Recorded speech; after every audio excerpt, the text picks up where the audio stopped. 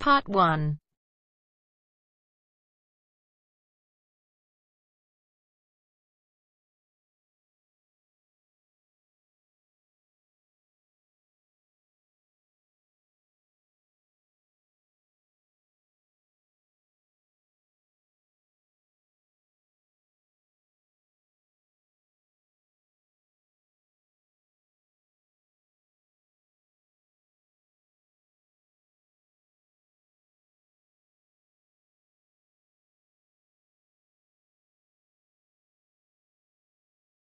Curriculum vitae. You will hear a man and a woman talking about a curriculum vitae, or CV. You have 30 seconds to read questions 1 to 4.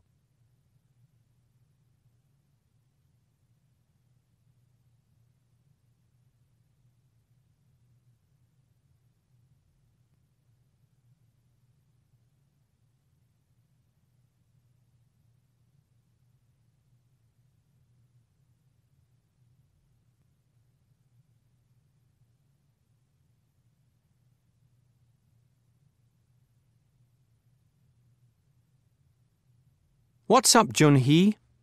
You don't look happy. I rang about 3 jobs today, Harry. 2 of them had already gone. The last employer asked for my CV, which I sent off straight away, but I know he won't call back. Oh dear. Would you like a cup of tea? Thanks a lot. What I'd really like is some advice. I haven't had a single job interview in the entire month I've been looking for work, and if I don't find something soon, I'll have to borrow money from my parents again to continue my studies. I really don't want to do that. I saw your friend Fumiko today. Why don't you get a job with her in the cafe? I'd love to, but I've never worked in hospitality in any capacity. In fact, that's one of my problems. I don't have much experience at anything. I've only been a nanny for a summer in Paris just before I started my undergraduate degree. Didn't you work for your uncle in Seoul? I worked for a fortnight when his office assistant was away, but I wouldn't call that a job. What did you do? Photocopying and typing mostly. I'm not very good at typing. Is that job on your CV? No, I was too ashamed to include it. Besides, what would happen if anyone actually gave me a typing test? I'd fail miserably. I've got an idea. Show me your CV and I'll help you redesign it. Would you, Harry? I'd really appreciate that. Before you listen to the rest of the conversation, you have 30 seconds to read questions 5 to 10.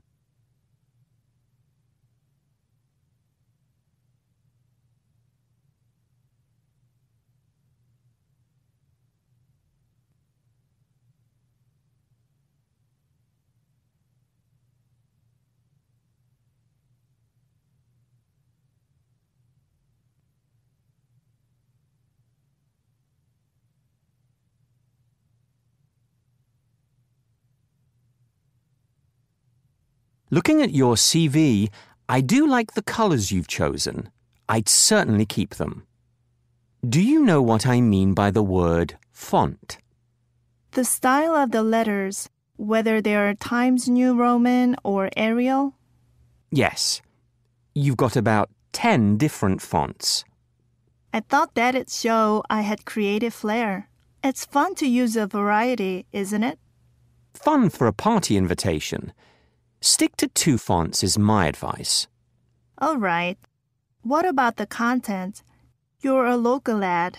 I expect you can give me some pointers about the content. Your education in Korea is fine, and so is being a nanny. In Britain, people don't usually mention whether they're single or married. It's unnecessary to include your hobbies, especially if they're dangerous. Are you sure about that?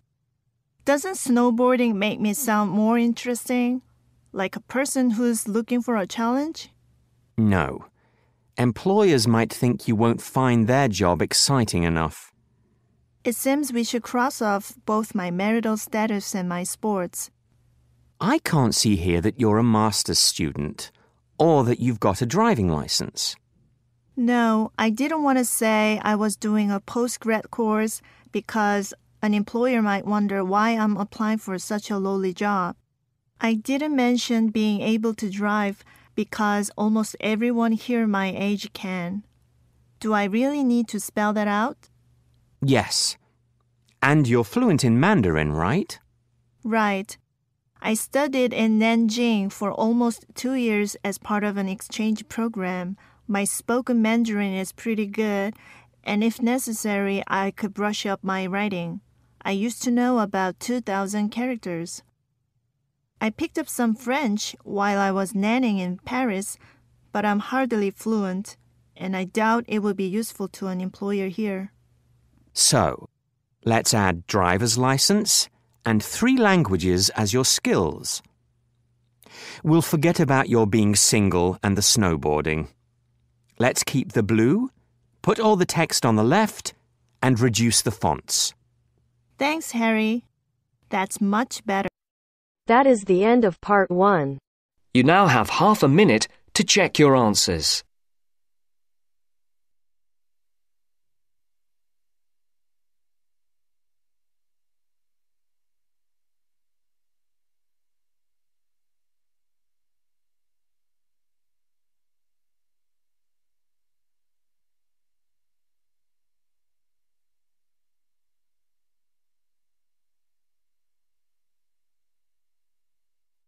Now turns to part 2. Part 2. Copper sculpture. You will hear an artist talking about her copper sculpture. Before you listen, you have 30 seconds to read questions 11 to 14.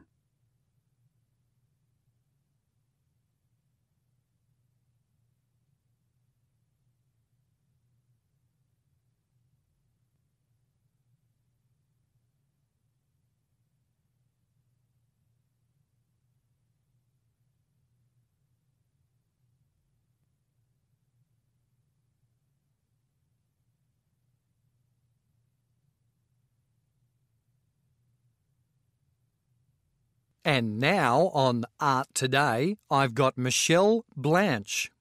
Good morning. So, you're off to Italy tomorrow? Yes, I'm taking part in a major international art exhibition called the Venice Biennale. Congratulations. What work are you taking? 10 small copper sculptures that I'm just putting the finishing touches to. They're on the theme of people and pets. That's kind of a strange theme for a contemporary art show, isn't it? Perhaps, but I follow traditions that date back to ancient Greece. I believe in highly developed craft as well as accessibility to the viewer. Frankly, I find a lot of modern art has alienated the public both with its form and content. I'm trying to create something that people can easily respond to. So, why people and pets? You're not the first person to have asked me that question. Actually, I've never owned a pet myself, but last year I saw an amazing TV program about a general hospital in Calgary. Volunteers take dogs onto wards there during visiting hours, and the presence of the animals has been found to improve patients' health significantly. Raising the spirit does wonders for the body. It seems that people heal faster if they can be around an animal or if they have their own pet, so I decided to explore this in my artwork. Interesting. Who buys your sculptures? I've sold to both private art collectors and public museums. All up, about 20 of my small works have been purchased by individuals. The Lightfoot building downtown has one of my early copper pieces in its foyer. You can see it through the window from Brook Street. And 2 regional museums have bought large bronze sculptures that I made in 2011. And you've just been asked by the mayor to produce a statue, right? Not the mayor himself, but a local council. The council had a competition for a work based on local history, which I won. I'm making a sculpture for a square downtown. It's my first major outdoor commission, so I'm very excited. Anything to do with animals? Yes, it honours a dog that saved a girl in the river. Everyone in the city knows this story. It's practically a legend, but there's not one memorial to this incredible act of devotion. Before you listen to the rest of the interview, you have 30 seconds to read questions 15 to 20.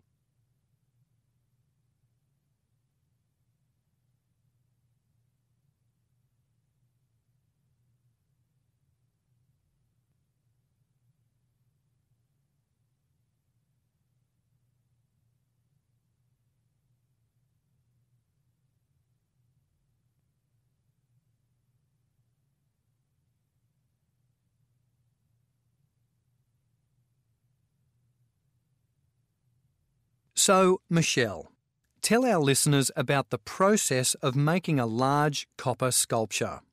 For me, the process is as remarkable and as enjoyable as the finished product. It's physically quite tough, which I think accounts for not many women pursuing metal-based sculpture. Generally, I submit a portfolio of work to a client. After being chosen for a commission, I spend around 2 weeks modelling the sculpture in clay. Then I make a perfect wax copy, coated in a slurry of stucco and ducted with ceramic granules. Hang on a minute. That's too technical for me. Okay, basically I make a clay model, then I make a copy in wax.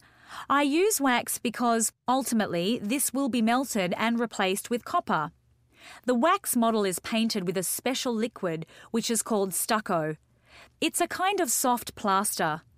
Then the stucco is sprayed with tiny grains of ceramic to make a hard shell or cast. What's next?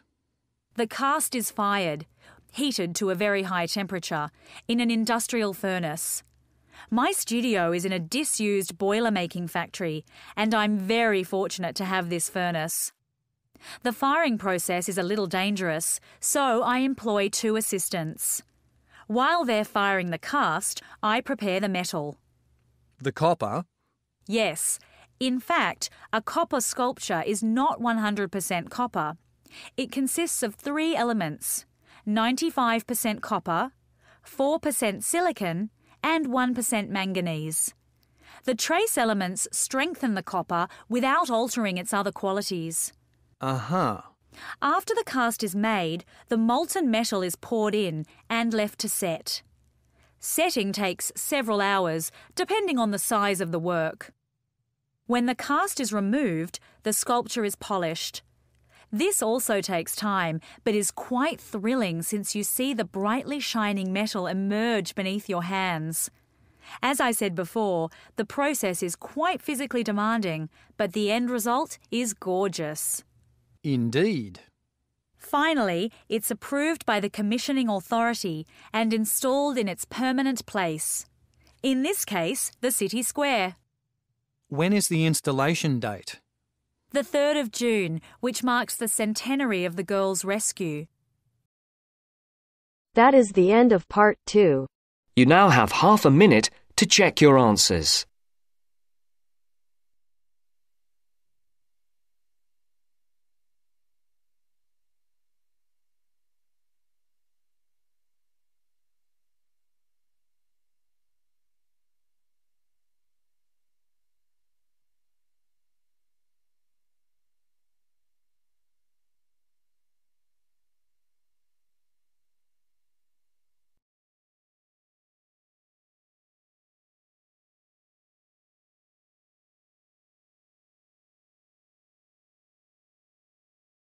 Now turns to part 3. Part 3. University counselling session. You will hear a student talking about her problems with a counsellor. Before you listen, you have 30 seconds to read questions 21 to 26.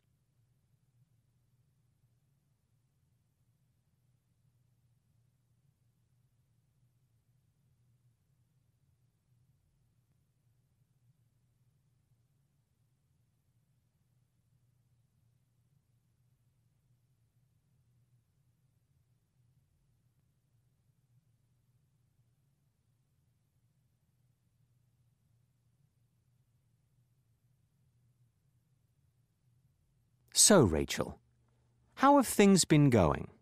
All right, I suppose. Are you ready for your presentation tomorrow? I think so. Great. What about the rest of the study plan we made? Have you been sticking to it? Well, that's why I came back to you. I did manage to get everything done for my presentation, but now I'm way behind with my other assignments, and I'm starting to panic. You've got the 3,000-word essay for criminal law, haven't you? And one on taxation? That's right. What seems to be preventing you from doing them? My own indecision is one factor. You see, we were given 2 choices for the criminal law essay, and I seem to change my mind daily about which one to do. I remember in our last session that you said I might be using procrastination to obscure some other inadequacy, perhaps not understanding the legal topic as well as I ought to. If I get a low mark, I can just say, well, I did that essay in such a rush, instead of admitting that I don't have a grasp of the subject. Intellectually, I understand what you've told me, but I'm afraid it hasn't made a difference to my starting the essay. Another thing that's affecting me is the demands of other people. Like what? Take my flatmate, Teresa, who's a nursing student. We've been sharing a flat for over a year, and we used to get along really well. But recently, she's been pestering me to help her with her assignments. You might suggest your flatmate get help from her college with her studies. I've done that, and she claims she's been going to the Student Learning Centre on campus. Meantime, if I don't help her at home, she calls me selfish or arrogant or unfriendly, and then starts sulking. The atmosphere in our place is poisonous. What can I do about my boss? Last week, I worked 12 hours overtime. I'm exhausted. I felt obliged to accept the work because right now he's making decisions about who to keep on over the summer, and if I turn down extra shifts, he may not consider me. I certainly can't afford to lose my summer job. Remember, Rachel, your goals and priorities. Is your long-term goal to work in a supermarket or to be a lawyer? Of course, to be a lawyer. I know I've got to concentrate on that. As I think I've said, I can see everything clearly when I'm here in the office with you, but I waver as soon as I leave. Before you listen to the rest of the conversation, you have 30 seconds to read questions 27 to 30.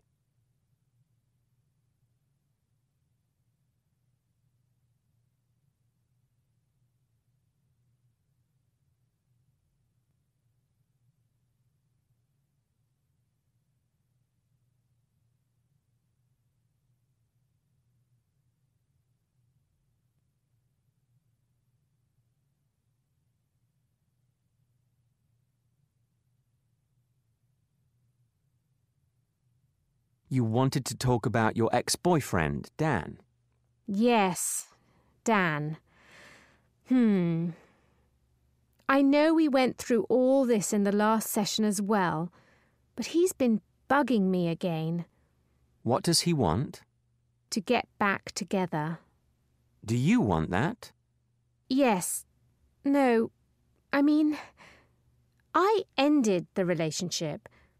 Dan's a great person, and I'll always think of him fondly, but we somehow brought out the worst in each other. All right. Keep Dan at a distance while you focus on your studies.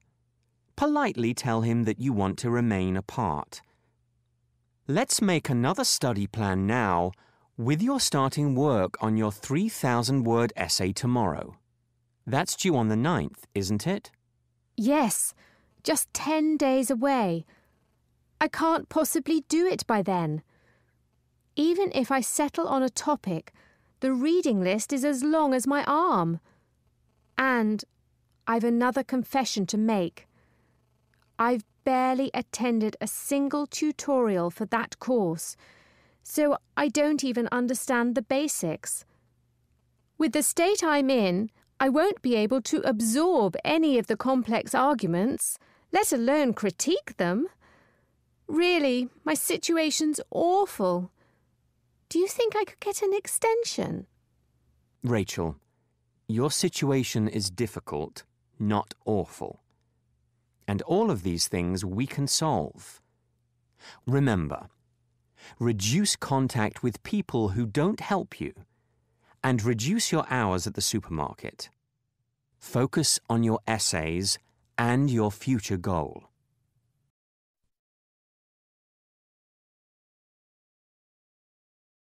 That is the end of part 3. You now have half a minute to check your answers.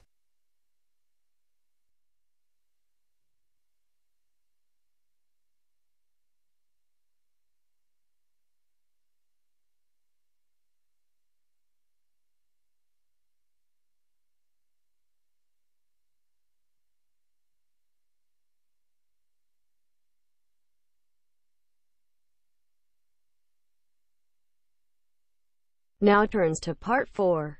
Part 4. Rational emotive therapy. You will hear a psychology lecture about rational emotive therapy, or RET. You have 45 seconds to read questions 31 to 40.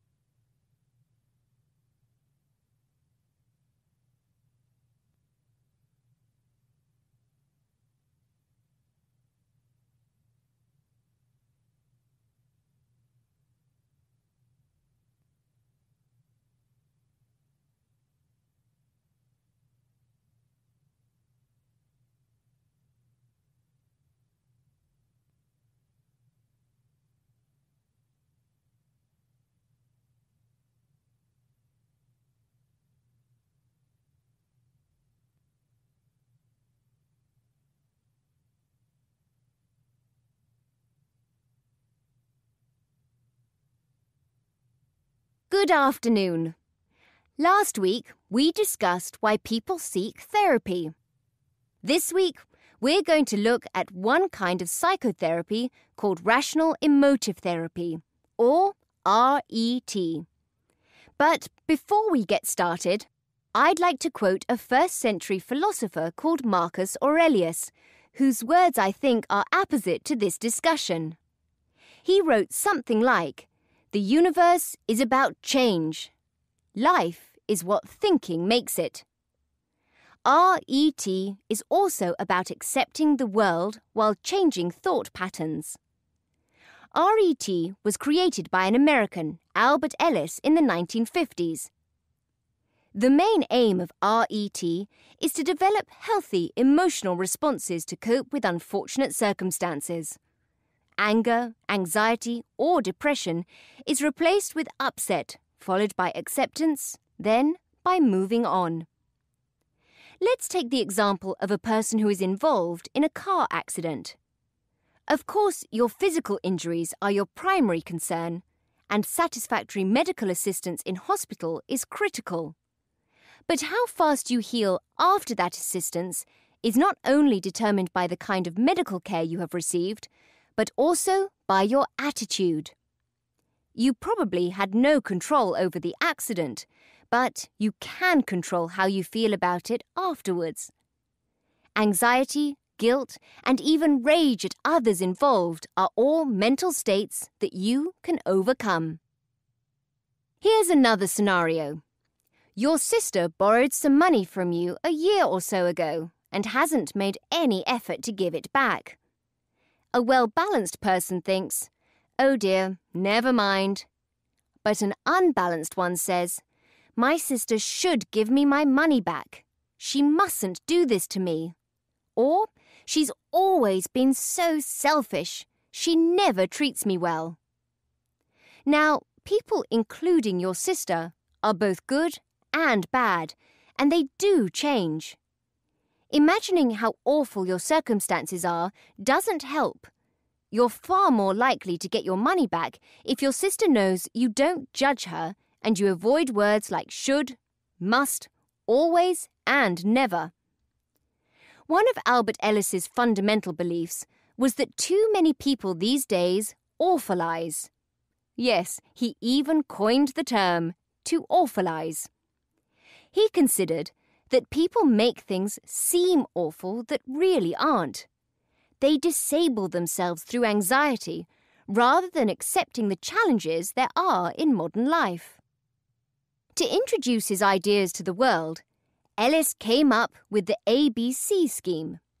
In this, A stands for adversity, something out of the ordinary that causes difficulty.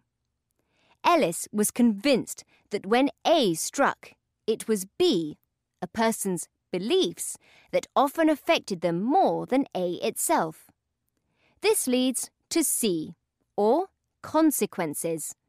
Some of these could be relatively minor, like headaches or skin disorders, but others could be serious and debilitating, like long-term mental illness.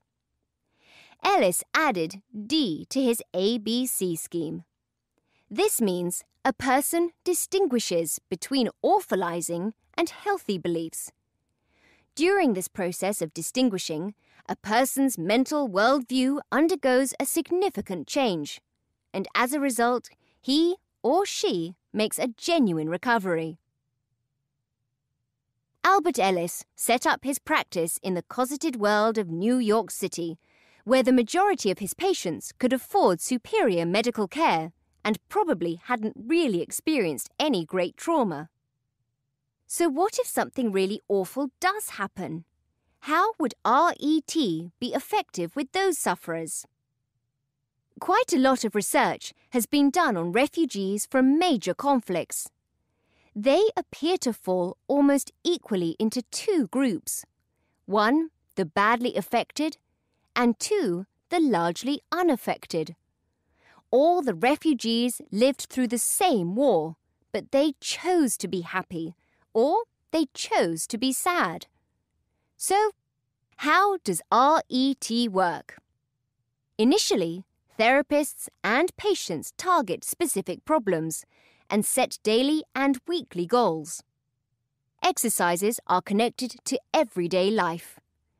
There are links on my website to some of these if you're interested. As I mentioned earlier, replacing anger with upset is the first phase of treatment. Anger can be as threatening to the body as the original trauma. Confronting the very thing a patient is afraid of is another approach. If a person has a phobia of cars after an accident, he or she is put right back behind the wheel. Critics of RET say the treatment is too short and too unkind, and its rehabilitation rate of around 40% is not very high. Because it focuses on mental states in the present and it completely ignores a patient's past, detractors believe it fails to address underlying issues. Other more conventional methods of therapy explore the past in some detail. Nevertheless, Ellis and RET have reintroduced rationalist philosophical notions into everyday treatment. I'll leave it up to you to evaluate their success. That is the end of part 4.